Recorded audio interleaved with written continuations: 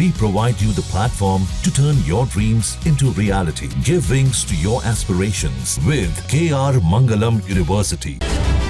कहते हैं युद्ध में बल से ज्यादा बुद्धि की जरूरत होती है और इस युद्ध में ईरान और इजराइल दोनों ने बल और बुद्धि का भरपूर प्रयोग किया। लेकिन लगता है ईरान ने कुछ ज्यादा ही बुद्धि का प्रयोग किया है।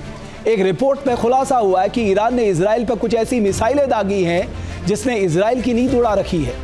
आप सोच रहे होंगे मिडिल ईस्ट में जो इजराइल सबकी नींद हराम किए हुए है, उसकी नींद किसने हराम कर रखी है? तो आपको बता दें कि ये मिसाइल है क्लस्टर बम।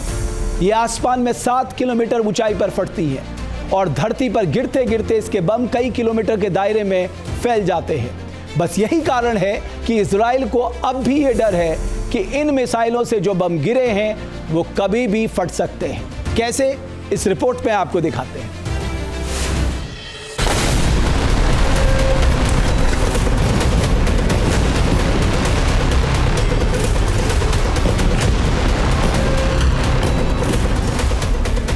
वो 19 जून की तारीख थी और जंग का 7वां दिन जब ईरान ने इजराइल पे पहली बार क्लस्टर बम दागा था।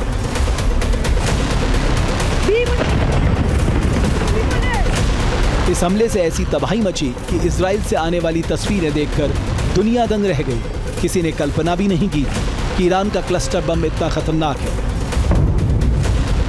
19 जून को गुशदान में ईरान ने बैलिस्टिक मिसाइल से हमला किया था। जिस मिसाइल में क्लस्टर वॉरहेड लगा था, वॉर खत्म होने के बाद जो स्टडी की गई वो बता रही है कि ईरान की बैलिस्टिक मिसाइल 7 किलोमीटर ऊपर ही आसमान में फट गई थी और हवा में फटते ही उसने 20 से ज़्यादा विस्फोटक बम हवा में बिखेर दिए थे। ये बम तेल अवीव की घनी आबादी वाले गुशदान पर जब गिरने शुरू हुए तब तक 8 किलोमीटर के दायरे में फैल चुके थे।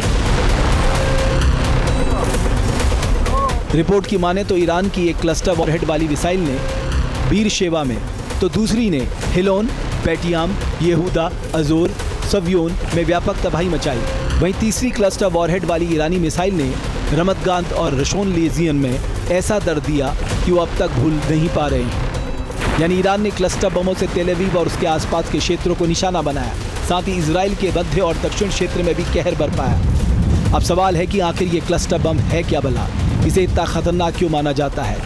क्लस्टर बम एक बड़ा वॉरहेड होता है जो अपने टारगेट पर पहुंचते ही हवा में खुल जाता है और इसमें से दर्जनों या सैकड़ों छोटे छोटे बम निकलते हैं। ये छोटे छोटे बम एक क्षेत्र में फैल जाते हैं। इन्हें वाइड एरिया डिस्पर्सल वेपन्स भी कहा जाता है क्योंकि ये एक साथ कई लक्ष्यों को निशाना बनाते हैं। क्लस्टर बम हमने बताया कि आपको एयर डिफेंस सिस्टम से रोकना मुश्किल होता है। क्लस्टर बम के ऊपर एयर डिफेंस सिस्टम काम नहीं करता है, वो अनेक टुकड़ों में टूट जाता है और आसपास की, जैसे अगर स्पेसिफिक मिसाइल की बात करें तो वो एक मिसाइल एक जगह को टारगेट करती है, लेकिन यहाँ पर अनेक जगह को एक साथ टारगेट किया जाता है, तो वो एक समस्या नज़र आती है। क्लस्टर बम को लेकर के एक अंतर्राष्ट्रीय संधि हुई है 2008 में, जिसमें जो सिग्नेटरी है, फाउंडिंग सिग्नेटरी है, उसमें 100 देश थे। मौजूदा समय 2025 में इन 100 देशों की संख्या बढ़कर के 123 देश हो गई है, जिन्होंने डिक्लेरेशन में कहा है कि वो कभी भी क्लस्टर बम का इस्तेमाल नहीं करेंगे। लेकिन दुर्भाग्य की बात यह है कि किसी भी शक्तिशाली देश ने इस संधि के ऊपर हस्ताक्षर नहीं किए। अमेरिका, चीन, Russia, Ukraine, Iran, Israel, Bharat, तमाम देशों ने इस पर साइन अभी तक नहीं किए हैं क्लस्टर बम के इस्तेमाल को लेकर। अब हम आपको समझाते हैं कि आखिर क्लस्टर बम कैसे काम करता है। क्लस्टर बम को मिसाइल के वॉरहेड में फिट किया जाता है। वॉरहेड के कंटेनर में दर्जनों या सैकड़ों छोटे बम पैक किए जाते हैं। जब मिसाइल अपने लक्ष्य तक पहुंचती है तो उसका वॉरहेड हवा में फट जाता है। आमतौर पर 7 से 10 किलोमीटर की ऊंचाई पर मिसाइल में सेंसर या टाइमर होता है जो इस ऊंचाई पर वॉरहेड को फटने का निर्देश देता है। लेकिन जो सबसे बड़ा नुकसान होता है वो होता है डर्ट के ज़रिए। डर्ट का क्या है, मैं चाहूँगा मेरे कैमरा सहयोगी एक बार वो बोर्ड दिखाए जिसमें लिखा हुआ है do not entry, it's a dangerous building. यहाँ पर जो ये बोर्ड लगाया गया है और अंदर जो लोग काम नहीं कर रहे, क्योंकि हमने तो इससे पहले आपको बेतियाम से लेकर हाइफा के हालात दिखाए, बेरशेवा भी दिखाया, तेल अवीव भी दिखाया। तो होलोन में अलग क्या है?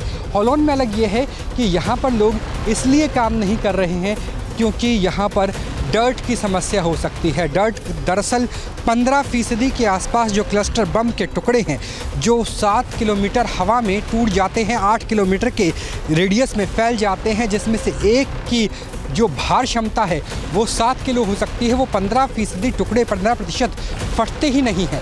अगर किसी सॉफ्ट जगह लैंड करते हैं, किसी ऐसे जगह लैंड करते हैं जहाँ पे दलदल होगी, किसी ऐसी जगह जहाँ पे टकराव से वो टूट नहीं पाएंगे, चाहे मिट्टी हो सकती है, रेत हो सकती है, तो वो फटेंगे नहीं। इन टुकड़ों को, इन क्लस्टर बम के ऐसे टुकड़ों को जो फटते नहीं, उसे डर्ट कहा जाता है। और 15% वो टुकड़े ऐसे रहते हैं जो फटते ही नहीं है। और जब सिविक एजेंसीज काम करने की शुरुआत करती है, जब बिल्डिंग का दोबारा से निर्माण होता है, जब उस इलाके को साफ किया जाता है, तब ये क्लस्टर बम के डर्ट फटते हैं और तब भी जान जाती है।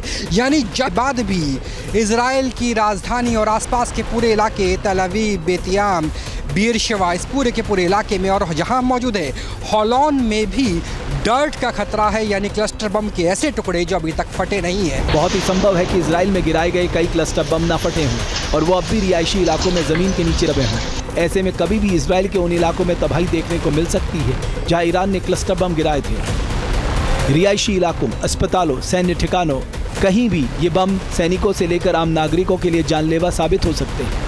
मतलब ये जंग भले ही खत्म हो गई हो, ईरान के स्लीपर बम इजराइल के लिए अब भी खतरा बने हुए हैं।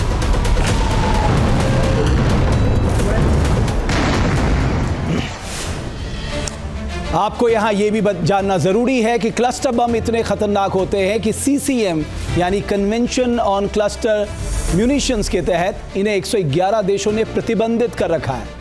यानी मास डिस्ट्रक्शन के इस महाबम के इस्तेमाल पर सख्त मनाही है। लेकिन अमेरिका, ईरान और इजराइल जैसे देशों ने CCM पर हस्ताक्षर ही नहीं किए। इसी का फायदा उठाकर ईरान ने इजराइल पर क्लस्टर बम दाग दिए। इस बात का भी खुलासा हो गया कि ईरान ने किन मिसाइलों में क्लस्टर बम लगाए थे। ईरान ने खुर्रमशहर 4 बैलिस्टिक मिसाइल में क्लस्टर बम लगाए थे।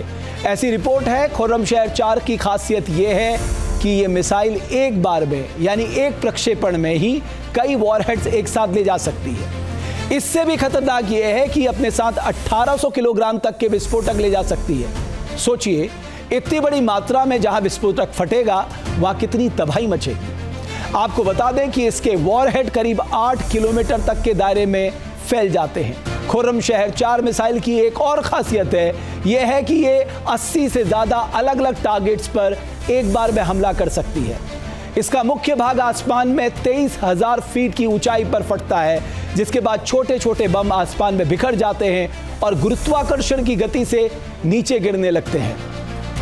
रिपोर्ट में यह भी खुलासा हुआ है कि ईरान ने इजराइल के खिलाफ super heavy dancing missile Sejjil में भी क्लस्टर बम का इस्तेमाल किया था।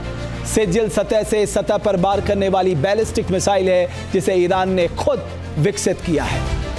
सेजिल मिसाइल 700 किलोग्राम विस्फोटक ले जाने में सक्षम है। यह 2 चरणों वाली मिसाइल है, यानी दूसरे चरण में इसका वॉरहेड अलग हो जाता है। सेजिल मिसाइल की रेंज 2000 किलोमीटर है, यानी यह लंबी दूरी तक वार कर सकती है। अगर यूं समझ लीजिए कि इस मिसाइल की रेंज इतनी है कि इसकी जद में पूरा इजराइल और दक्षिणी पूर्वी यूरोप आ जाता है। जहां भक्ति है हर शब्द में, कथाओं में छुपे हैं दिव्य रहस्य और ज्योतिष देता है जीवन को दिशा। धर्म से जुड़ी हर बातों को जानने के लिए हमारे चैनल स्तुति को सब्सक्राइब करें। चैनल पर जाने के लिए इस लिंक पर क्लिक करें।